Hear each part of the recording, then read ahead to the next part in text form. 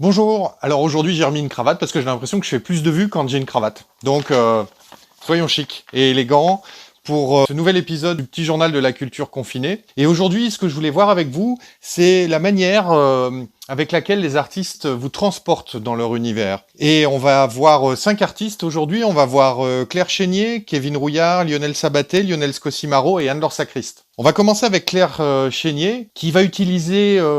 on pourrait dire le monochrome, mais quand on s'approche un peu plus près, on va voir que c'est pas tout à fait du monochrome, que c'est plus une variation.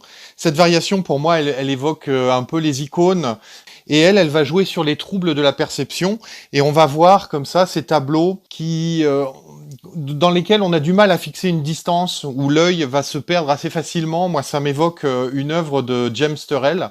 Et ben avec Claire, on va avoir ce trouble du regard et puis un jeu avec la couleur. Et petit à petit, on va se laisser happer par cet univers qu'elle nous propose. Ensuite, je voulais vous parler de Kevin Rouillard, qui a son exposition en ce moment à la fois au Palais de Tokyo et à la galerie Thomas Bernard. Dans ses expositions, Kevin Rouillard, c'est quelqu'un qui va jouer avec l'acier. Ces panneaux en métal vont évoquer tantôt un paravent, un panneau publicitaire ou un drapeau, mais de façon plus essentielle, on va dire la forme basique de la peinture ou de la sculpture. Et en fait, ce support va devenir un support à réflexion sur laquelle le regard vient se heurter, comme une frontière du regard. Je voulais vous parler de Lionel Sabaté. Ce qu'il y a de fascinant dans l'univers de peinture de Lionel Sabaté, c'est qu'on est entre l'infiniment grand et l'infiniment petit. Quand on regarde ses peintures, on est à la fois face à une galaxie ou alors à quelque chose qu'on regarde au microscope. Ces éléments colorés qu'il va projeter sur la toile, qu'il va laisser couler, toutes ces matières peintures vont se mélanger, se mêler dans une sorte de mécanique de fluide.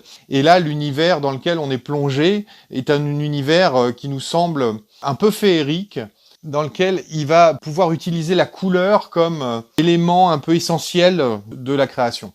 Ensuite, je voulais vous parler de Lionel Scossimaro. C'est un artiste qui va utiliser des éléments qui nous semblent familiers. Il va utiliser un langage qui va être peut-être celui du design, celui des codes de la mode. Et il va nous plonger dans cet univers à la fois familier mais étrange, dans lequel on va reconnaître des formes, on va reconnaître des couleurs, on va reconnaître aussi une forme d'artisanat d'art dans la manière de finir les objets. Dans ce design, on va avoir une forme d'attraction pour ces objets dans lesquels il joue avec beaucoup d'humour, avec les effets de flammes, comme si c'était des capots de voitures qui étaient peints à l'aérographe.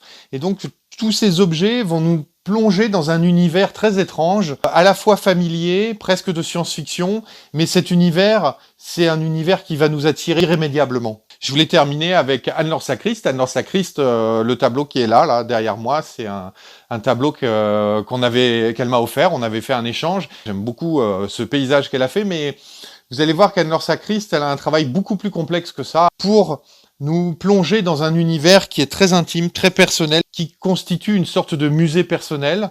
On est baigné d'ambiance, on est baigné de plein de petits éléments assez précieux, en même temps énigmatiques.